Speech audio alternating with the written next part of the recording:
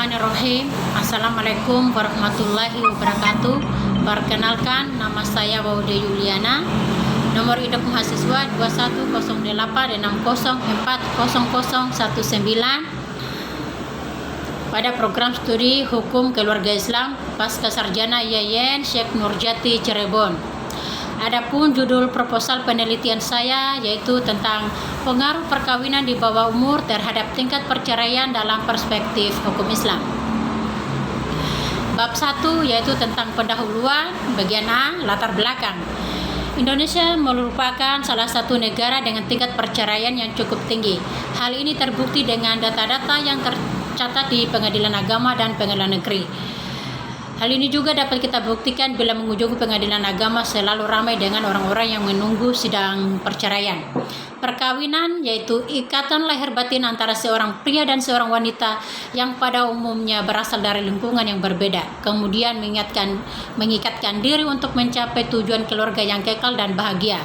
Maka dengan adanya Undang-Undang Nomor 1 Tahun 1974 tentang perkawinan yang diundangkan pada tanggal 2 Januari tahun 1974 dan mulai berlaku secara efektif pada tanggal 1 Oktober tahun 1975, yang mana dalam pasal 1 Undang-Undang Nomor 1 Tahun 1974 yang berbunyi, perkawinan ialah ikatan lahir batin antara seorang pria dengan seorang wanita sebagai suami istri dengan tujuan membentuk keluarga rumah tangga yang bahagia dan kekal berdasarkan ketuhanan yang Maha Esa.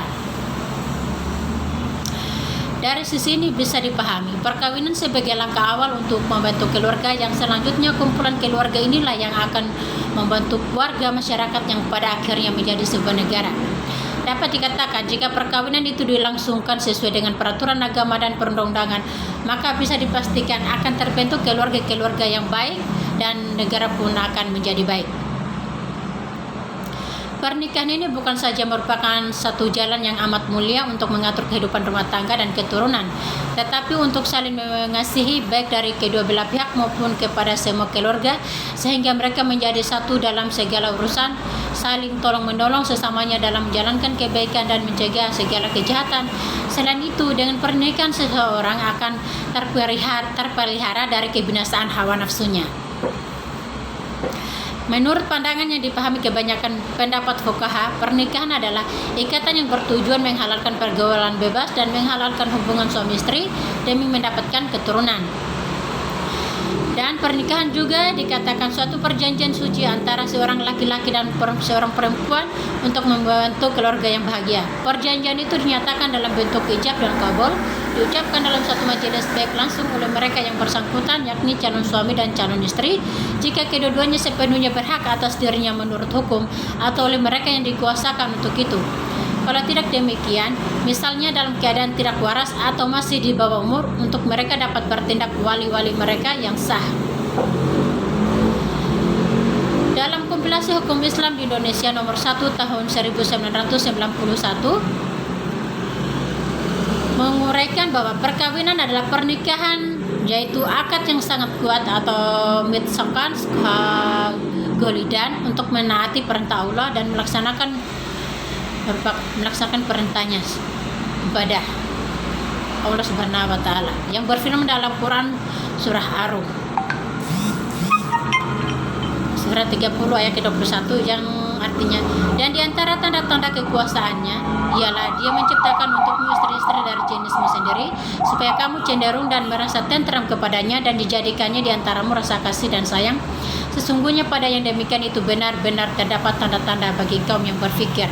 Quran surah Ar-Rum ayat 30 surah 30 ayat 21. Dengan ayat tersebut jelaslah bahwa tujuan utama tuntunan Islam atas ikatan antara dua jenis manusia pria dan wanita secara khusus adalah demi terciptanya ketentraman dan ketenangan yang penuh dengan rasa mawaddah dan rahmah, sehingga sifat mulia dan harga diri tetap terjaga. Dalam Undang-Undang Perkawinan menentukan bahwa batasan umur belum dewasa anak bagi pria 19 tahun ke bawah dan wanita 16 tahun ke bawah. Apabila belum mencapai 21 tahun, mesti mendapat izin dari orang tuanya. Dengan pembatasan perkawinan tersebut pada pasal 7 ayat 1 supaya dapat menjaga kesehatan suami istri dan keturunannya serta terbentuknya asas dan prinsip mengenai perkawinan yang tercantum pada Undang-Undang Nomor 1 Tahun 1974 dengan tujuan pernikahan adalah untuk mendapatkan keturunan dan untuk ketenangan, ketentraman dan cinta serta kasih sayang. Kesemuanya ini dapat dicapai hanya dengan prinsip bahwa pernikahan adalah untuk selamanya, bukan hanya dalam waktu tertentu saja. Urgensi dari permasalahan tersebut ialah masalah perkawinan atau pernikahan di bawah umur yang terjadi di Kecamatan Kendang, Kabupaten Bulukumba, kebanyakan terjadi karena pergaulan bebas yang menjadi sebab utama masyarakat di kecamatan ini melakukan pernikahan di bawah umur. Sehingga yang dalam kenyataannya banyak menimbulkan dampak kurang baik seperti meningkatnya perceraian. Ini terjadi karena usia yang belum mencapai usia dewasa, pikirannya masih labil, sehingga belum bisa menghadapi dan menyelesaikan permasalahan kehidupan rumah tangga. Di samping itu, pengalamannya terdapat berbagai aspek kehidupan masih sangat minim, dan kualitas atau sumber daya manusia yang rendah. Maka dari itu, sedikit anak-anak usia sekolah lanjutan yang meneruskan pendidikannya. Berdasarkan uraian tersebut di atas maka penulis tertarik untuk melakukan penelitian guna menyusun sebuah tesis dengan judul pengaruh perkawinan di bawah umur terhadap tingkat perceraian dalam perspektif hukum Islam. Bagian B yaitu tentang pernyataan masalah. 1. Fokus penelitian. Dalam penelitian ini penulis memfokuskan penelitiannya mengenai pengaruh perkawinan di bawah umur terhadap tingkat perceraian dalam perspektif hukum Islam. Nomor 2 tentang deskripsi fokus. Untuk memberikan pemahaman yang lebih jelas mengenai pembahasan tesis ini, diperlukan beberapa penjelasan berkaitan dengan judul tesis, yakni pengaruh perkawinan di bawah umur terhadap tingkat perceraian dalam perspektif hukum Islam. Bagian A, perkawinan di bawah umur berarti perkawinan belum mencapai umur dewasa. Dalam Undang-Undang Perkawinan bahwa batasan minimal seseorang boleh melangsungkan perkawinan jika telah mencapai umur 16 tahun bagi perempuan dan 19 tahun bagi laki-laki.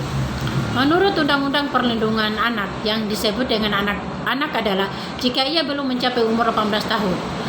Masuki hidup baru dalam rumah tangga baru perlu persiapan fisik yang prima terkait dengan kesiapan organ reproduksi sehat untuk ibu dan kelangsungan hidup anak.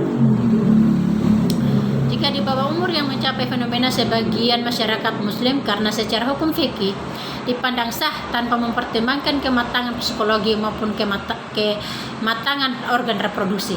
Pembuahan pada organ reproduksi perempuan sekurang-kurangnya adalah sejalan dengan usia kematangan psikologis, yakni 21 tahun, di mana ibu dipandang telah siap secara fisik dan mental untuk menerima kehadiran buah hati dengan berbagai masalahnya. Bagian B, perceraian adalah putusnya ikatan perkawinan antara suami istri dengan keputusan pengadilan dan ada cukup alasan bahwa di antara suami istri tidak dapat hidup rukun lagi sebagai suami istri. C, hukum Islam adalah aturan-aturan yang bersumber dari ajaran Islam yang biasa disepadankan dengan istilah syariat dan fikih. Namun dalam hal ini penulis memakai makna dari perspektif adalah sudut pandang hukum Islam yang dibangun berdasarkan nas, Al-Quran dan Sunnah. Tentang bagian C yaitu pertanyaan penelitian.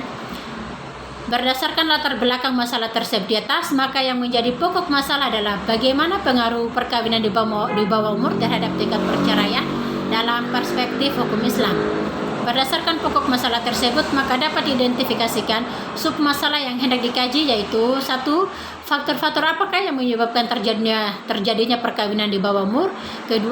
Bagaimana dampak yang ditimbulkan akibat perceraian yang dilakukan anak yang menikah? 3. Bagaimana pandangan hukum Islam tentang perkawinan di bawah umur? Kemudian bagian D yaitu tentang relevansi dan pentingnya penelitian. Bab kedua yaitu tinjauan literatur. A. Tinjauan konseptual dan teori. 1 yaitu pengertian perkawinan di bawah umur. Perkawinan di bawah umur terdiri dari perkawinan dan bawah umur. Perkawinan menurut Kamus Besar Bahasa Indonesia adalah hal perbuatan nikah, upacara nikah, perjanjian laki-laki dan perempuan untuk bersuami istri. Menurut Dr. Ando Sudarsono SH memberikan uraian definisi tentang pernikahan sebagai berikut, yaitu istilah nikah berasal dari bahasa Arab, sedangkan menurut istilah bahasa Indonesia adalah perkawinan. Dewasa ini kerap kali dibedakan antara nikah dengan kawin. Akan tetapi, pada prinsipnya antara pernikahan dan perkawinan hanya berbeda dalam menarik akar kata saja. Apabila ditinjau dari segi hukum, nampak jelas bahwa pernikahan atau perkawinan adalah akad yang bersifat luhur dan suci antara laki-laki dan perempuan yang menjadi sebab sahnya status sebagai suami istri dan dihalalkannya hubungan seksual dengan tujuan mencapai keluarga yang penuh kasih sayang, kebajikan dan saling menyatuni. Keadaan ini lazim disebut keluarga sakinah. Untuk menjelaskan beberapa pengertian yang telah dikemukakan di atas, penulis menyajikan pengertian perkawinan yang termuat dalam kompilasi hukum Islam dan Undang-Undang Perkawinan nomor 1 tahun 1974 masing-masing sebagai berikut. Perkawinan menurut hukum Islam adalah pernikahan, yaitu akad yang sangat kuat atau mitsaqan qalidan untuk mentaati Allah dan melaksanakan seluruh perintahnya. Perkawinan ialah ikatan lahir batin antara seorang pria dengan wanita sebagai suami istri dengan tujuan membantu keluarga yang bahagia dan kekal berdasarkan ketuhanan yang Maha Esa. Kata bawah umur menurut Kamus Besar Bahasa Indonesia yaitu kedudukan usia yang rendah mengawinkan anak di bawah umur. Sedangkan pengertian istilah rangkaian kata perkawinan di bawah umur tidak ditemukan dalam berbagai literatur baik dalam buku-buku maupun dalam kitab perundang-undangan. Demikian untuk memberikan penjelasan tentang pengertian perkawinan di bawah umur, penulis melakukan pendekatan dengan Undang-Undang Perkawinan nomor 1 tahun 1974 dan kompilasi hukum Islam yang di dalamnya memberikan pembatasan usia minimal kawin. Dengan demikian perkawinan di bawah umur dapat diasumsikan bahwa suatu perkawinan atau pernikahan yang dilakukan antara seorang pria dan seorang wanita yang menurut undang-undang masih berumur di bawah 19 tahun bagi laki-laki dan di bawah umur 16 tahun bagi perempuan. Oleh karena itu, mereka yang melangsungkan perkawinan atau pernikahan di bawah batas usia minimal perkawinan menurut perundang-undangan tersebut perkawinan di bawah umur. Dengan demikian, perkawinan di bawah umur adalah suatu perkawinan atau pernikahan antara seorang pria dan seorang wanita sebagai suami istri yang menurut Undang-Undang Perkawinan. Undang-Undang nomor 1 tahun 1974 dan kompilasi hukum Islam berusia di bawah batas usia minimal untuk melakukan akad nikah atau pernikahan. Hal tersebut dijelaskan di dalam pasal 7 ayat 1 Undang-Undang nomor 1 tahun 1974 yaitu perkawinan hanya diizinkan jika pihak pria sudah mencapai usia 19 tahun dan pihak wanita sudah mencapai umur 16 tahun. Poin kedua, pengertian usia di bawah umur. Usia di bawah umur berarti belum mencapai umur dewasa. Yang dimaksud di sini ialah anak yang melangsungkan pernikahan dalam masa belum mencapai umur dewasa, yakni pematangan untuk kawin. Dalam Undang-Undang nomor 1 tahun 1974 tentang perkawinan menentukan bahwa batasan umur belum dewasa anak bagi pria 19 tahun ke bawah dan wanita 16 tahun. Apabila belum mencapai umur 21 tahun mesti mendapat izin dari orang tuanya. Apabila belum mencapai umurnya tersebut maka harus mendapat izin dari orang tuanya. Ketiga, perkawinan di bawah umur. Usia perkawinan khususnya untuk perempuan secara tegas tidak disebutkan dalam Al-Quran maupun hadis Nabi, sehingga anak perempuan pada usia di mana dia belum memahami arti berumah tangga ketika dinikahkan maka nikahnya adalah sah. Namun para ulama modern memandang perlu memberikan batasan minimal usia perkawinan dengan alasan untuk kemaslahatan dalam Undang-Undang Perkawinan bahwa batas minimal seseorang boleh melangsungkan perkawinan jika telah mencapai usia 16 tahun bagi perempuan dan 19 tahun bagi laki-laki menurut Undang-Undang Perlindungan Anak. Yang disebut dengan anak adalah jika ia belum mencapai umur 18 tahun. Batasan usia perkawinan dalam fikih klasik Islam secara tegas tidak menentukan batasan minimal kapan seorang boleh melangsungkan perkawinan. Sekalipun hukum Islam tidak membatasi usia minimal untuk dapat melangsungkan perkawinan, namun hukum Islam menyatakan bahwa seseorang baru dikenakan kewajiban melakukan pekerjaan atau perbuatan hukum apabila telah mukallaf. Allah Subhanahu wa taala berfirman dalam Quran surah An-Nisa ayat 6 yang artinya Dan ujilah anak-anak yatim itu sampai mereka cukup umur untuk menikah. Kemudian jika menurut pendapat mereka telah cerdas, pandai memelihara harta, maka serahkanlah kepada mereka hartanya, dan janganlah kamu memakainya harta anak yatim melebihi batas kemampuan, dan janganlah kamu tergesa-gesa menyerahkannya sebelum mereka dewasa.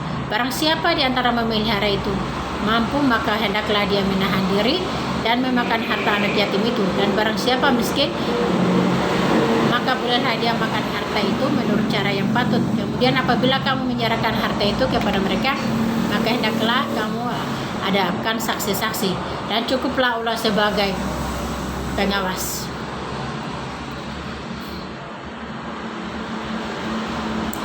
Kemudian nomor 2 tentang perkawinan, pengertian perkawinan. Perkawinan dalam fikih bahasa Arab disebut dengan 2 kata, yakni nikah dan zawaj. Kata nafkah dan zawaja terdapat dalam Al-Quran dengan arti kawin, yang berarti bergabung hubungan kelamin, dan juga berarti akad. Menurut fikih, nikah adalah salah satu asas pokok hidup yang paling utama dalam pergaulan atau masyarakat yang sempurna. Pernikahan itu bukan hanya untuk mengatur kehidupan rumah tangga dan keturunannya, tetapi juga perkenalan atau suatu kaum dengan kaum yang lainnya.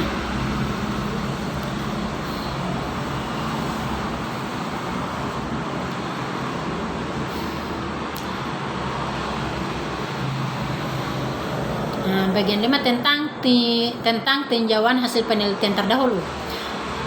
Pada penulisan tesis ini, penulis menggunakan literatur yang berkaitan dengan pembahasan masalah perkawinan di bawah umur terhadap tingkat perceraian dalam perspektif hukum Islam.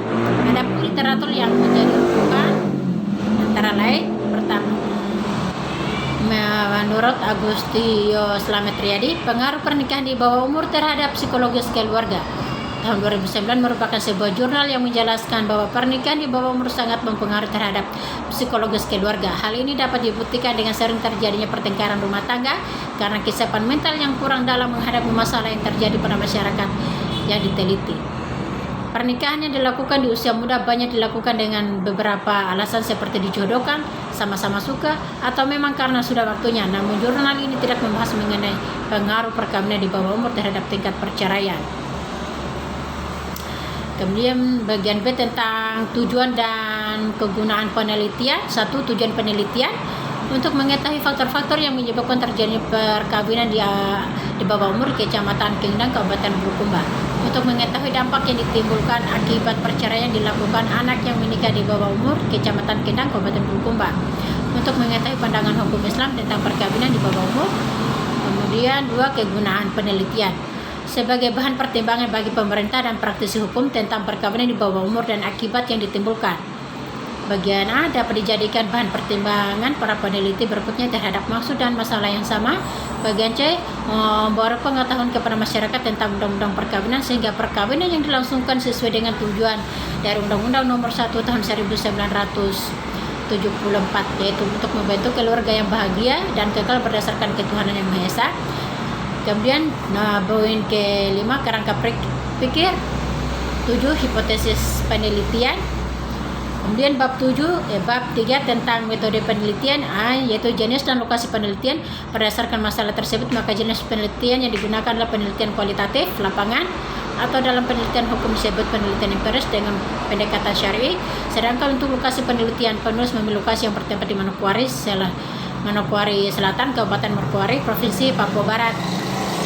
Kemudian bagian B tentang pendekatan penelitian.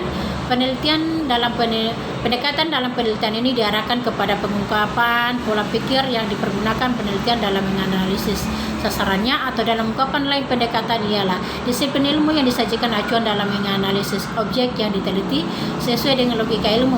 Pendekatan penelitian biasanya disesuaikan dengan profesi penelitian, namun tidak menutup kemungkinan peneliti menggunakan multidisipliner. Bagian C tentang sumber data. Adapun sumber data yang dipergunakan dalam penelitian ini yaitu A. Data primer, yaitu data yang diperoleh langsung dari sumber pertama. Data primer ini diperoleh dari hasil wawancara peneliti dengan masyarakat.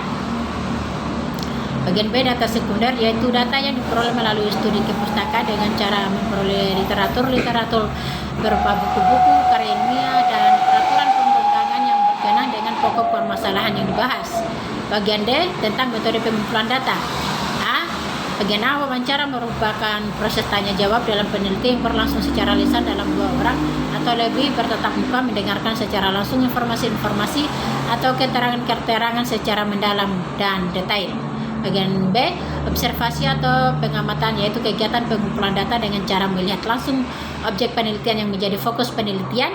Penelitian melakukan pengamatan untuk mendapatkan data primer maupun data sekunder. Bagian C, dokumentasi merupakan sejumlah besar fakta dan data tersimpan dalam bahan yang berbentuk dokumen. Sebagian besar data yang tersedia adalah berbentuk surat-surat, catatan harian, cenderamata, foto, dan lain sebagainya. Sifat utama ini tak terbatas pada ruang dan waktu sehingga memberi ruang kepada peneliti untuk mengetahui hal-hal yang pernah terjadi di waktu silam. Bagian E yaitu tentang instrumen penelitian. Instrumen penelitian adalah alat pengumpulan data yang disesuaikan dengan jenis penelitian yang dilakukan dengan merujuk pada metodologi penelitian. Instrumen utama dalam penelitian kualitatif adalah peneliti sendiri, yakni peneliti yang berperan sebagai perencana, pelaksana, menganalisis, menafsirkan data hingga pelaporan hasil penelitian. Oleh karena itu, instrumen penelitian dipakai untuk memperoleh data-data penelitian saat sudah memasuki tahap pengumpulan data di lapangan, yaitu 1. Tentang wawancara secara lisan, 2. Dokumentasi baik melalui HP maupun kamera, 3. Observasi, yaitu turun langsung ke lapangan. Bagian F tentang teknik pengolahan data, pengolahan dan analisis data. Bagian A tentang pengolahan data. 1. Reduksi data. Reduksi data yang dimaksud di sini adalah proses pemilihan, pemusatan perhatian, dan penyederhanaan, mengabstrakkan dan transformasi data kasar yang bersumber dari catatan tertulis di lapangan. Bagian 2. Penyajian data. Penyajian data yang telah diperoleh dari lapangan terkait dengan seluruh permasalahan penelitian, dipilih antara mana yang dibutuhkan dengan yang tidak. Bagian 3. Teknik analisis perbandingan data. Dalam teknik ini peneliti mengkaji data yang telah diperoleh dari lapangan secara sistematis dan mendalam, lalu membandingkan suatu data dengan data yang lain sebelum ditarik sebuah kesimpulan. Bagian B, 4. Penarikan kesimpulan data. Langkah selanjutnya adalah menganalisis data kualitatif menurut Pilos dan Huberman. Sebagaimana ditulis Sugiono adalah penarikan kesimpulan dan verifikasi. Setiap kesimpulan awal yang dikemukakan masih bersifat sementara dan akan berubah bila ditemukan bukti-bukti yang kuat dan mendukung pada tahap pengumpulan data berikutnya. Bagian B tentang pengujian keabsahan data. Pengujian keabsahan data sangat penting dilakukan agar data yang diperoleh di lapangan pada saat penelitian dilakukan bisa dipertanggungjawabkan. Dalam penelitian ini, pengujian keabsahan data dilakukan dengan teknik triangulasi. Triangulasi adalah proses penguatan bukti dan individu dan jenis data. Misalnya, lembar observasi dan transkrip wawancara dalam deskripsi dan tema-tema dalam penelitian kualitatif.